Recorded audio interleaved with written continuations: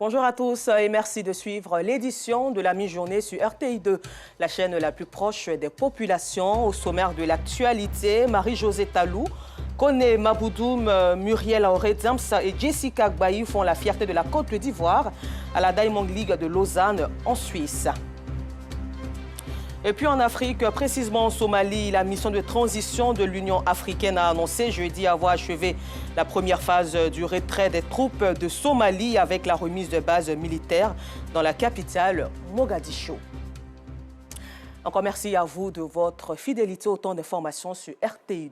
Diamond League de Lausanne 2023, le relais ivoirien qualifié pour les championnats du monde de Budapest en Hongrie. Nos compatriotes ont remporté le relais 4x100 en 42 secondes 23 hier vendredi 30 juin 2023 en Suisse. Elles sont donc qualifiées pour les championnats du monde. Les Ivoiriennes Muriel Auré-Diams, Marie-Josée Talou, Baï Jessica et Kone Maboudoum ont battu le record national en 43 secondes 28. L'ancien record a été réalisé par Gouenon Adeline, Karel Elodie Ziquette, Gag, Mireille Parfaite et Marie-Josée Talou le 10 juin 2016 à Cape Coast au Ghana. Soulignons aussi que dans cette même veine, toujours en Lausanne, Marie-Josée Talou a remporté le 100 mètres dames en 10 secondes 88. Suite cette compétition qui a été aussi une finale directe, Muriel Auré-Diams a occupé la 7e place avec un chrono de 11 secondes 27. Retour en Côte d'Ivoire ici où c'est désormais effectif. Le projet de formation de 5000 jeunes au métier du sport et métiers connaissent a été lancé le lundi dernier au hall 1 du Palais des Sports de Treichville. Les ministres Paulin Claude d'en haut des sports, représentant le Premier ministre Mamadou Touré de la promotion de la jeunesse et du service civique, Kofi Nguessan de la formation professionnelle et de l'apprentissage plutôt, ont procédé au lancement de ce projet voulu par le chef de l'État, son Excellence Alassane Ouattara, Arsène Kouassi. 2023, décrétée année de la jeunesse par le président de la République Alassane Ouattara, cette volonté du chef de l'État a été bien épousée par le ministre Paulin Claude d'en haut, en charge des sports, Mamadou Touré de la jeunesse, de l'insertion professionnelle et du service civique et Kofi Nguessan de l'enseignement technique et de l'apprentissage. En synergie, il procède au lancement de formations et d'insertion de 5000 jeunes dans les métiers du sport. Il s'agit de former et d'insérer les jeunes dans 33 métiers parmi lesquels on peut citer entre autres les métiers de moniteur sportif, moniteur de fitness, maître nageur, sauveteur, vendeur d'articles de sport au détail, gestionnaire d'équipements et installations sportives, fabricant d'articles et d'équipements de sport, stadiers, etc. Notre objectif pour les 5000, c'est 100% de formation, mais c'est aussi 100% d'insertion professionnelle. La jeunesse de Côte d'Ivoire a la chance d'avoir un visionnaire qui construit des infrastructures, mais qui pense que l'homme doit être au centre de notre action. Et l'homme de demain, c'est le jeune d'aujourd'hui. C'est pourquoi il nous a instruit de mettre en œuvre avec force le programme jeunesse du gouvernement. Une nouvelle bien accueillie par les jeunes, y compris les malentendants. Nous voulons remercier le gouvernement et le ministre des Sports d'avoir initié ce projet. C'est une occasion, une opportunité sur laquelle je vais sauter. J'ai dit merci à notre président. Pour faire acte de candidature, les jeunes Ivoiriens âgés de 18 à 40 ans devront s'inscrire en ligne et physiquement dans les directions régionales, départementales des 10 ministères, dans les agences, guichets emploi jeunes, les préfectures, les sous-préfectures et les mairies. Très belle initiative encouragée. En société, dans la commune de Cocody, un immeuble R+7 en construction s'est effondré hier vendredi aux environs de 11 h à la Riviera Palmeraie, précisément au quartier Saint-Viateur. Ce drame a fait 9 victimes évacuées d'urgence. Selon les témoignages, il y aurait encore d'autres victimes sous le décombre. Le constat de Clarisse Kognala est commenté par Clément Boko. Il ne reste plus rien de cet immeuble R+7 en construction. Il s'est effondré aux environs de 11 h ce vendredi matin à la Riviera Palmeraie au quartier Saint-Viateur dans la commune de Cocody. L'on dénombre au moins 9 blessés graves selon les sapeurs-pompiers sur les lieux. Un bilan provisoire. Pour l'heure, nous dénombrons 9 victimes, dont 3 en état grave. On nous a dit qu'il y a d'éventuelles personnes qui sont encore ensevelies au niveau du bâtiment. Donc nous sommes en train de procéder aux recherches. Selon les témoins, Des victimes restent encore coincées sous les décombres. Parmi ces victimes, un ami de Gédéon. Son vœu, le retrouver en vie. Le matin, je suis venu, j'étais là, j'allais livrer mes clients. Je suis venu dire, il devait faire transfert. Dès qu'il s'est arrivé net ici, devant moi, l'immeuble a commencé à venir, commencé à crier, les gens commencent à sauter. Mon ami, ils ont fait sortir les gens depuis là, et c'était mon ami, il ne le voit pas. Depuis le matin, il fait que pleurer sur moi. Je veux le croiser sur moi. Je ne sais pas ce qui est arrivé. Et puis Dieu, pour qu'il reste dedans. J'étais là, ma soeur, elle me dit, Anne, tu lèves ta tête, regarde en haut là-bas, que l'immeuble est en train de tomber, Et regarde, c'est vrai, dit, et Gédéon. Et il y a un autre frère qui s'appelle Gédéon, il était dedans là-bas aussi. On regarde, ils ont fait sortir les autres, lui n'ont pas pu faire sortir. Alors là, il est encore là-bas.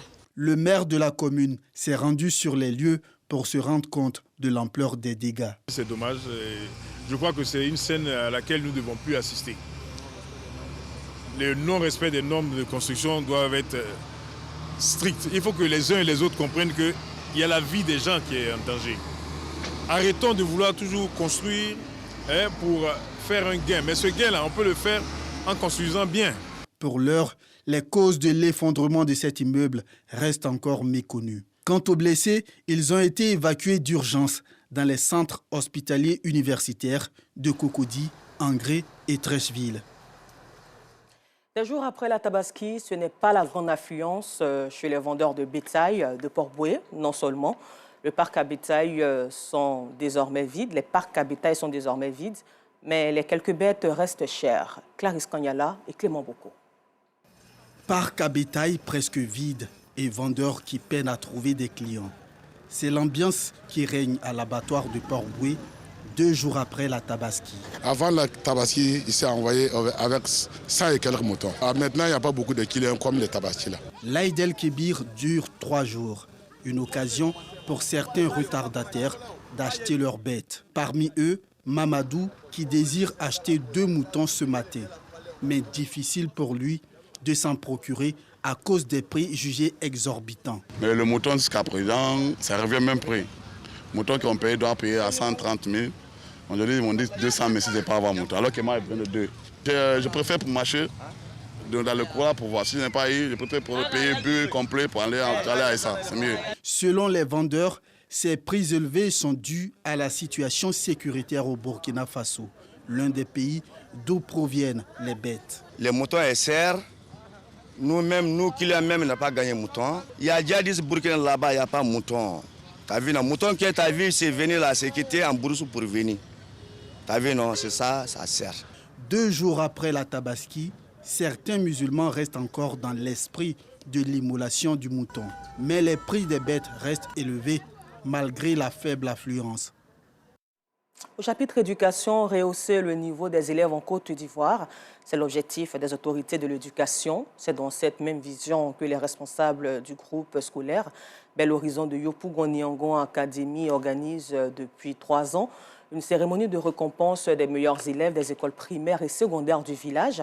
Et tout ça est dans l'objectif de promouvoir l'excellence et surtout galvaniser les apprenants au travail bien fait. Une cérémonie tenue en présence des parents. Le reportage de Théodore Zouzou est commenté par Maïssa Kougueya. Ces enfants en toge noire sont les écoliers du cours moyen 2e année du groupe scolaire Bel Horizon dans la commune de Yopougon au quartier Niangon Academy. Au nombre de 27, ils sont tous admis en classe de 6e. Ils reçoivent à tour de rôle leur tableau d'honneur sous le regard des parents et de leurs cadets.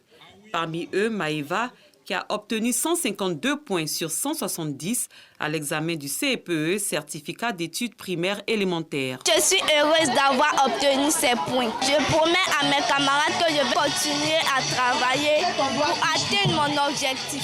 Mon objectif, c'est de continuer à avoir de bonnes moyennes jusqu'à la classe de terminale.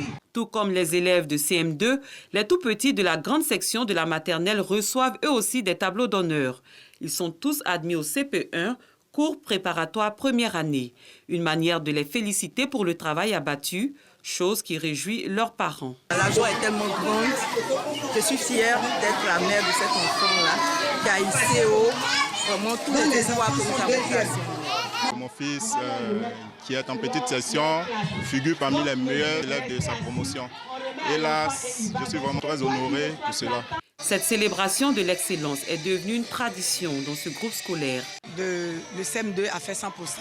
Le premier a eu 152 points et le dernier a eu 120 points. Nous estimons qu'après 9 mois de travail, nous pensons qu'il était important que nous marquions une pause pour inviter les parents à venir voir le travail que nous avons abattu pendant ces mois-là et que ces parents soient témoins de ce travail et puis qu'ils voient un peu comment évoluent leurs enfants aussi.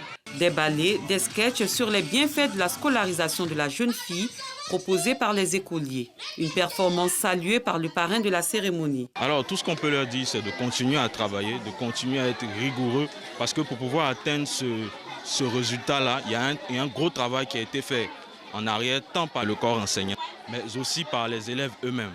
Donc je peux leur dire de continuer à travailler davantage parce que la classe de 6e, ce n'est pas le primaire, c'est des nouvelles choses.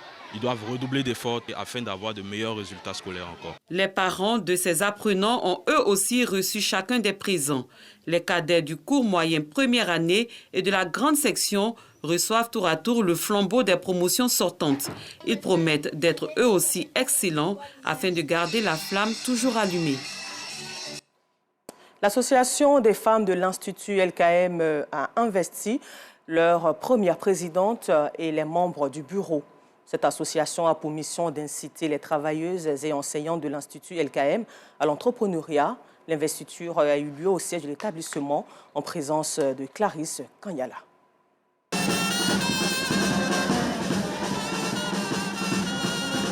Nous sommes à l'investiture de la première présidente de l'Association des enseignantes et travailleuses d'un institut dans la commune de Yopougon.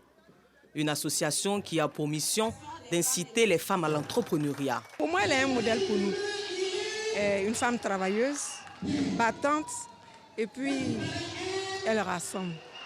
Et c'est pour cela que nous avons porté notre choix sur elle. Le choix qui m'anime est immense ce matin, parce que j'ai vu que mes sœurs me font confiance. Certaines d'entre nous sont en même temps femmes, mais sont en même temps des papas aussi pour leurs enfants. Donc nous nous mettons en association pour pouvoir unir nos forces. Cette association féminine a été créée dans cet établissement pour favoriser une saine émulation entre les travailleuses et enseignantes. L'Institut a un personnel qui est ici autour de 300 personnes, dont la moitié féminine. Et une association, c'est, comme elles l'ont dit, s'entraider, échanger des idées, établir l'unité pour que le travail qu'on fait soit parfait. La cérémonie d'investiture était placée sous le parrainage du président de l'Assemblée nationale qui était représenté. Une école d'excellence, il y a des femmes qui s'organisent pour se mettre ensemble et pour aider aussi dans travers l'organisation le travail des uns et des autres. C'est-à-dire, je veux dire des élèves. C'est à encourager. Au cours de cette célébration, les femmes et les élèves de l'Institut ont fait montre de leur talent artistique. Nous vous l'annoncions en titre. En Somalie, la mission de transition de l'Union africaine a annoncé avoir achevé jeudi la première phase du retrait de ses troupes avec la remise des bases militaires dans la capitale Mogadiscio et dans la région du Sud.